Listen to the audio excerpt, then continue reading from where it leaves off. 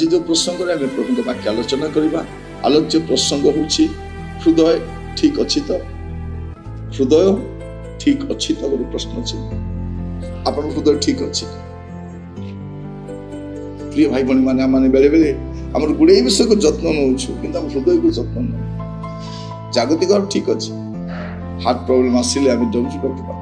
Heart में care नौ even आम तेल खाइबा समय छणा खाइबा समय मांस खाइबा समय सब विषय में कौन ना हार्ट पाई भल नुह कोल्ड ड्रिंक्स हार्ट पाई भल नुह तेल हार्ट पाई भल नुह मटन हार्ट पाई भल नुह एटा हार्ट पाई भल नुह आम केते विषय चिंता करुचे किंतु वास्तव में आपन हृदय ठीक अच्छी तो एते भीतर आम अनेक आम हार्ट स्पेशलिस्ट पाक जाइए और हार्ट रो फंक्शन टिके भल ना किंतु आप आत्मिक जीवन में आप आत्मिक मनीष जहाँ आप हृदय केमती अच्छी हितोपदेश तार 4 अध्याय 23 पद लेखा अच्छी तुम हृदय को अति जत्न रख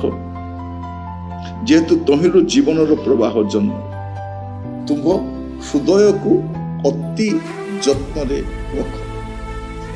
कारण हृदयटा गोटे जगार रुहे ना जत्न रखिबार अच्छी तेणु पचार प्रसंग होची हृदय ठीक अच्छी तो कारण हृदय को जदि आप जत्न रखिबे न परवर्ती समय बहुत अनुताप करने पड़ी था अनेक लोक जीवन आप देखिए बहुत कष्ट पाई हृदय सकाशे कारण हृदयटा एत अशांति करे लोक मान परवर्ती समय गुड़ाक विवेचना कले से बुझीपारती केते कष्ट पाँच हृदय सकाशे जब आप देखिए बाइबल गोटे पद मुझे चाहे मार्क लिखित सुसमाचार से गोटे पद लिखा जाऊँगी हृदय संपर्क कारण हृदय जब ठीक ना से परवर्ती समय से कौन करे ये लिखा जाऊँगी मार्क 7 अध्याय 20 ରୁ 23 पद पर्यंत आउसे कहले जा मनुष्य ठारू बाहर ताही ताको सूची करे कारण भितर मनुष्य हृदय कुचिंता बाहर बेश्यागमन चौर्य नरहत्या व्यभिचार लोभ दुष्टता शठता कामुकता ईर्षादृष्टि निंदा अहंकार मूर्खता ये समस्त मंद विषय भितर बाहरी मनुष्य को असुचि करे ये कहला फूड नुहे आम कार्य आम भावु खाद्य मत असुचि कर खाद्य तो बाहरी के पलैब किंतु ये जो कार्य गुड़ाक लिखा होता मनुष्य भितर बाहरी कौन करे असुचि करे तेणु आपण हृदय ठीक अच्छी ना ना आप निजे टे तर्जमा कर देख समीक्षा कर देख वास्तव में मोर हृदय ठीक अच्छे ठीक परिचालित हो मोर हार्ट रो फंक्शन ठीक अच्छे प्रिय भाई भाई मैंने आम केवल व्यक्तिवस्तु आम जागतिक जीवन पाए आम शरीर पाए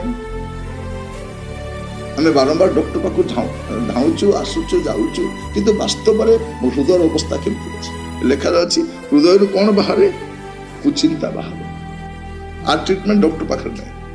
बेश्यागमन चौर्य नरहत्या व्यभिचार लोभ डॉक्टर को पचार आज्ञा मत लोभ होची मत टैबलेट दिंतु दुष्टता शठता कामुकता ईर्षा दृष्टि निंदा अहंकार मूर्खता ये सब हृदय बाहर जब ये सब बाहर माने अच्छी एटा ये टेस्ट जना पड़े या आत्मिक टेस्ट प्रिय भाई भाई माने प्रभु आम अनुग्रह करंतु आम हृदय केमिति अच्छी ठीक अच्छी तो जदि ठीक ना आज आम प्रभु को कही पार प्रभु मोर हृदय ठीक गोटे कंट्रोल दरकार कंट्रोल किए करेंगे पवित्र आत्मा करेंगे अपन हृदय प्रभु को जब देदेवे प्रभु तार जत्न आज अनेक हृदय स्थिति भल नहीं बाहर भल देखा हृदय कारण बाइबल कहूँ हृदय सब कपटमय से कपटाचरण करे से अभिनय करे छलना करे आ लोक भावुं ये भल अच्छे कि भितर एगुड़ाक सब बाहर चौर्य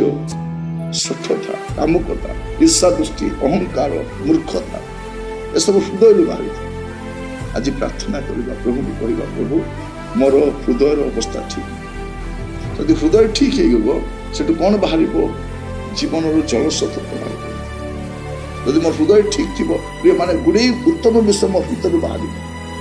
ଆଜି ପ୍ରଭୁଙ୍କୁ କହିବା, ପ୍ରଭୁ ମତେ ଦୟାକରି ସାହାଯ୍ୟ କର, ମତେ ଦୟାକରି ଯତ୍ନ ନିଅ ପ୍ରଭୁ। ମୁଁ କୋଉଠିକି ଯିବି ପ୍ରଭୁ? କୋଉ ଡକ୍ଟର ମୋ ଟ୍ରିଟମେଣ୍ଟ କରିପାରିବ? ଆପଣ ତ ପରମ ବୈଦ୍ୟ ଅଟନ୍ତି। ଆପଣ ହିଁ ମତେ ଦୟା କରନ୍ତୁ, ଆପଣ ହିଁ ମତେ ସାହାଯ୍ୟ କରନ୍ତୁ, ଆପଣ ହିଁ ମୋର କିଛି କରିପାରିବେ। ଆପଣ ତାଙ୍କ କତିକି ଯାଆନ୍ତୁ। ପ୍ରଭୁ ଆପଣଙ୍କୁ ନିଶ୍ଚିତ ଭାବରେ ସାହାଯ୍ୟ କରିବେ। ପ୍ରିୟ